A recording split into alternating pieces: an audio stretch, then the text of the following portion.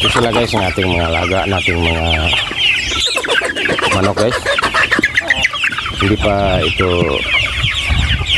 sobrang kalaki ang ating mga manok kasi nga bago pa itong inalagaan natin. Sisiw ito pagdating dito sa atin, sisiw pa sila ito, ang liit pa. At ngayon makikita na natin na medyo malaki na sila guys. Ito sila.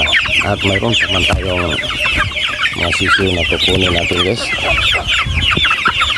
pero wala pa tayong panahon ngayon kapag kukuha, kaya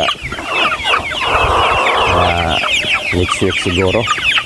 At ito ang papalaki naman natin dito sa ating kulungan. So sila guys sa ating kulungan, nilagyan namin kanila.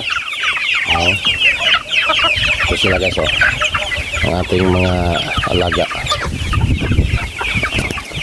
gutom na gutom sila at atin pa silang bigyan ng kanilang pagkain.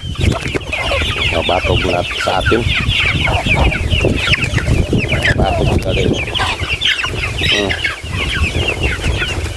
Pag nagugutom sila, ganito sila, at atin silang bigyan ng kanilang makakain, at katapos lagyan natin ng tubig ang kanilang palainuman, at ating lagyan ng vitamins ang kanilang tubig upang maiinom sa kanila, at ang kanilang katawan ay malaging malakas kapag may vitamins guys.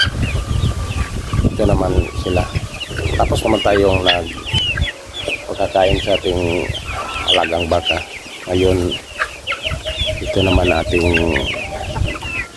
mga manok ang ating pagkakainin ngayon dahil gutom na gutom sila. Naghihintay na sila sa pagbigay natin ng kanilang makakain, at bumabatog sila sa atin. Ito naman ang ating mga alaga ngayon, mga manok. Gutom na gutom sila. Atin na silang bigyan ng kanilang makakain guys. Tatapakan natin sila kapag tayo lumalakad guys, dahil sa dami nila at masalubong sila sa atin. Kailangan na nagdahan lang tayong maglalakad upang hindi natin matatapakan ang ating alaga. Sayang naman, mamamatay sila kapag matatapakan natin dahil mabigat tayo. Tulad nito, may natapakan tayo, pero kailangan mag-ingat tayo guys. Tapos natin binigyan ng makakain sila guys.